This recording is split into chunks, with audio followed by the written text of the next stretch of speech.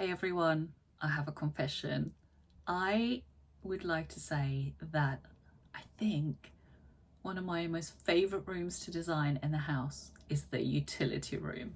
Now I know that's a little strange, but I just think utility rooms are one of those boring, I do admit, but also really, really underrated spaces in a home.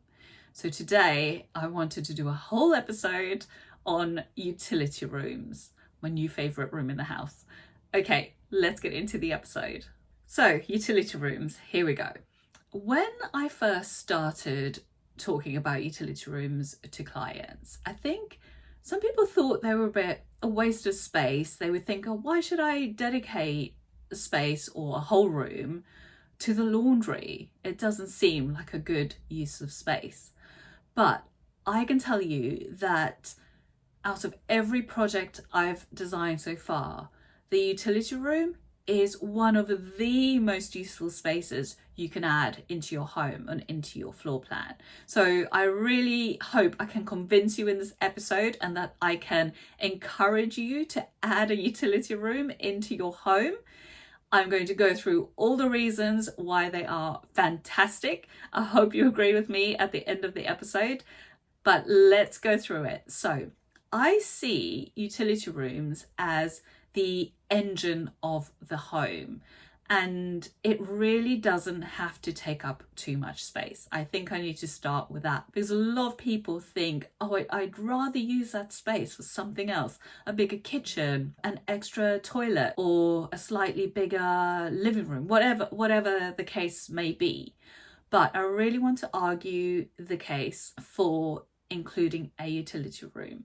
I've just found that they are so useful, almost vital in a busy home. It really is one of the hardest working rooms in the home. If you dedicate it to not only a washing machine, if you think about it as kind of the engine room for the home, it can become many things. Just a really useful place to just absorb that chaos of daily life and all of those things and all of that clutter that you don't want to have elsewhere in the home, as long as it's well planned. I have a utility room in my home. I think it's a bit grand to be calling it a room. It's more of a cupboard, really. It's tiny, but I could not function properly without it. It has a washer dryer.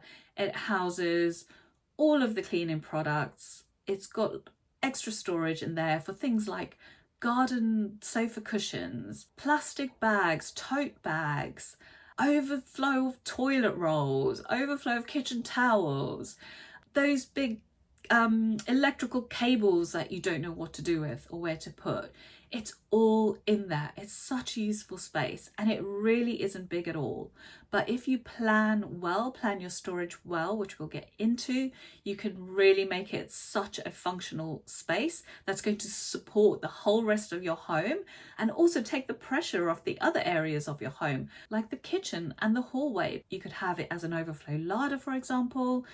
It's got so many uses. It also can take the pressure off the hallway, so you don't always have to have all your coats hanging in the hallway or all the shoes.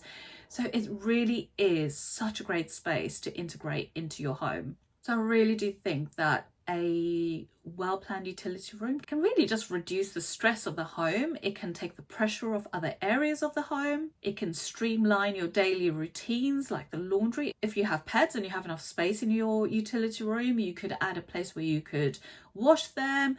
You could make it into a joint boot room. There's so many things you could do with it. And for me, not to be too dramatic, but actually I think my tiny utility cupboard just takes that mental load of running the household a bit, because I really don't like having lots of clutter in the other more used areas of the home. And so I just like to have a place where all of that stuff can just be hidden and be out of sight. And so for me, that really helps my my mental load of not seeing all that stuff around, not thinking about where else to store it, because everything has a place and there's a bit of extra space. If you don't want clutter or you're having guests over, you can just shove it all in the utility room, which is what I do sometimes. So for me, I really think it's a priority when redesigning your home to include a utility if you don't have one. Just that kind of support, that extra storage place, just how having it makes the whole house function better just by having a small area somewhere that you can manage all of that stuff that you don't want to see anywhere else in the home. So let's get into it a bit more. Let's talk about number one, carving out a space for a utility room in your home. So I do think that people used to think it was a bit of a luxury because space is at such a premium to have a utility room. But I actually tend to think the opposite. I almost think the smaller your home, the more you need a utility area to put all that stuff. And like I said, it doesn't have to be a whole room or a huge space. If you're clever with it and design it really well and really think through the storage, the clever fittings and storage options you can put in there, then you really are onto a winner, and you don't need to steal so much space off of the floor plan to create your utility area. You can create a compact version of it. You could even just have dedicated cupboards that you could put your washing machine in, you could put your overflow items in. If your home is tiny, you can still manage a cupboard or two to still be able to have that same effect of taking the stress and the pressure off of some other areas of your home. I've even seen people fit utility areas in places like under the stairs sometimes, little nooks and places where there might otherwise be a bit of a waste of space. If you think about it cleverly and it works with your layout, that you could fit your utility area in to a space that may not have been so useful and just turn it into an amazingly useful space. And I really think you need to approach it in a way that it's not just for luxury homes. It's not just for huge homes. I really want to bring good design to everybody. And I think that bringing a utility area into your home is good design. It really thinks about how you will live, how you will use your space, how it will improve the way you enjoy your home. And so I'd just like you to keep that in mind, is that we can all have good design regardless of our budget. Okay, so now let's get into the utility room design itself. So let's look at placement. So of course, however your home is laid out or orientated, it might determine the placement of your utility area. If you are lucky enough to position it in a way where you can access it from the outside, then of course it becomes even more useful as a boot room, as an area for pets to be cleaned or wiped down. It becomes more functional if you can access it from outside. You'll be able to add even more uses to it. But that doesn't mean to say that even if it's a cupboard like mine, or even if you don't have access to outside from the room itself, it still can be just as useful. So things to consider when you're planning your utility room is think about it in terms of zones and workflow.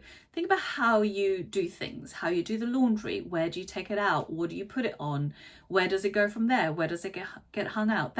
Thinking through all of those things is going to help you plan it really well. Also, in terms of the zoning, a great way to do it is to have different zones for different things, so that it's just super organized, and then that will also help you plan your storage and your internal storage fittings. Because if you're zoning, so let's say for example you have your laundry zone, you can have your washing machine, your dryer, you can have all your laundry products above it, you could have a shelf for baskets, you could have a rail with hangers for hanging a few items out to dry. So all of that could be in one zone, and then the next zone perhaps could be for cleaning products for the rest of the home. The next zone could be for your overflow larder area, even if it's just one cupboard or one shelf. Just having in mind what you want your utility room to be, all of the functions you want it to help with, and then zone an area for that, because that is going to help you plan to have enough storage for everything that you want it to do for you. So really have a think about everything you want that room to be, everything you want to put into it, everything you need to do in it, and then plan from there. Don't just think about it as somewhere to put the washing machine. Make use of all of that space. Think about what else you can do with it. Really make it function, because if you are taking that space out of your home, you want it to work hard. So whether it's your pantry overflow, whether it's your linen storage, or whether it's your dog washing station or your shoe washing station, just think about everything you need to do in there and then zone it. Make sure there's a zone to perform that function. And then moving on, everybody, to one of my most favorite things to talk about, storage. You know it. So when it comes to planning storage for small spaces like this, if I'm assuming your utility room is going to be quite small, even if it's big, you need to get intentional with your storage planning. It needs to be intentional, it needs to be efficient, and this is where the planning always comes in. So if you do what we've been talking about so far, you decide what it's going to do for you, what you need to do in that room, what you want it to be for you, and then think about the storage that's going to support those functions. There are so many clever storage options and fittings out there now for utility rooms, and they don't need to be expensive. Even the famous Swedish flat pack shop has so many options for this. You can get so many different fixtures and fittings for your utility room, like fold out ironing boards, like fold out shelves that you pull out from underneath the washing machine, and then that holds the basket, and you can take your washing items straight out of your washing machine onto the basket and then slide the shelf back in again. Like tall cupboards for your mops and brooms with clever little fittings inside that keep everything organized and to the side. To overhead drying racks, which I actually installed in a client project last year. And not only was it so useful, but it was a Victorian property. And so the overhead drying rack really added this actually quite beautiful, quirky feature to this laundry room as well. And this wasn't a large laundry room, so we had to come up with really clever ideas. It was a long room, so it was about 3 meters long, but it was only about 1.2 meters wide. So we had a run of cabinetry along one side, and I packed that run of cabinetry full of the most useful storage you can imagine. It had the drying rack, it even had a sink and a tap. It had the washing machine and the dryer stacked. It had the tall cabinets for the brooms. It had overflow storage for the larder. It had overflow storage for toilet rolls. It had overflow storage for kitchen towels, tablecloths, napkins, buckets, mops. Everything was packed very cleverly into that row of about 6 cabinets. And we just planned it so well. We were really intentional, really efficient with the storage planning. And it is such a functional space. And whenever I go to that client's home now, everything is really calm. There's no clutter, there's no mess, because everything is in that storage in the utility room. I've been known to say before that, especially here in London, square footage is expensive. It's such an expensive city to buy property in. And so when you're using your floor plan and you're using your space, I want to max it out. And moving on to the next point, which is do not forget about your utility room when it comes to the interior design stage. You want it to be beautiful and a place that you want to be in, because you're probably going to be spending quite a lot of time in there. I know I do. So design it with intention as well. Don't let it be an afterthought. When you're thinking about the interior design for the rest of your home, include some elements into your utility room to make it beautiful, to make it a pleasant space to be in. Make it a little luxury. You're going to be spending a lot of time in there, and it has to be practical. And if it's pretty as well, that's just a bonus. Why shouldn't the utility room feel just as calm and beautiful as the rest of your home? So think about the materials you want to use in there, and you don't have to break the budget for it. You could use, for example, offcuts from your kitchen if you're having your kitchen done at the same time. If there's an offcut that's large enough, you could ask them to cut it for your utility room and use that as a countertop in there, and have perhaps some marble or some quartz or whatever you're using in your kitchen in your utility area as well. And then pick some nice cabinetry, perhaps add some colour onto the doors to bring a bit of joy into the space. And then of course lighting. If you're lucky enough to have a utility area that has a window and some natural light, that's great. But if you don't, think about the task lighting you'll need. So think about where you'll need light and then plan your lighting accordingly.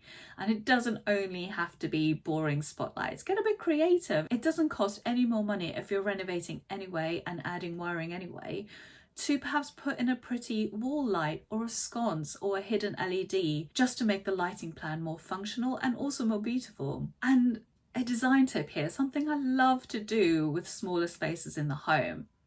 If your budget is tight and you're doing up a whole home or a large area of your home, and you've perhaps spotted something that you really love, but it's maybe too expensive to use in the larger areas, I love treating myself to that really gorgeous tile or finish or piece of marble that perhaps I wouldn't have been able to afford for a larger piece or larger room, but to use that in a smaller quantity in somewhere like an understairs guest toilet or a space like a utility room. Perhaps there's a beautiful tile that you spotted with a really gorgeous pattern, but it was going to be too much to spend to use it in a larger area like a bigger bathroom or the kitchen floor, and so you'll need very few of them if your utility room is small. And so perhaps that's where you can splurge on something that you really, really love. Just make it a little bit more special and somewhere that's a pleasure to spend time in. And then something that brings a little bit more joy is to accessorize. You can really go to town on utility rooms. I'm sure you've seen all the gorgeous ones on Pinterest and on Instagram. Pick some pretty baskets for your laundry, some beautiful jars for your detergents, or some dispensers for your soap. Then when it comes to hooks and rails and the overhanging laundry dryer, all of those things you can pick to add some personality to the space and to just make it more beautiful and really a space that you enjoy spending time in. Because we're not fooling anybody, doing the laundry is really not the most exciting thing in the world. So if you can make the space that you do it in a lot nicer to be in, why not? So just to end off this episode, everybody, on my absolute love for utility rooms, thinking about how you can fit one into your home, I really believe that you will not regret it. It's going to save you time, it's going to save you money, and it's going to save your sanity. So it will save you time because everything that you need to do is in that one place. Everything you need is right there. So it's all very organized. You're not going all around the house getting everything you need to do the laundry or to do whatever you need to do in there. Everything is zoned, everything is organized. So it's going to save you time in that way. And I also think it's a great investment in terms of saving you money, because having a utility room, like I mentioned before, takes the pressure off of the other rooms.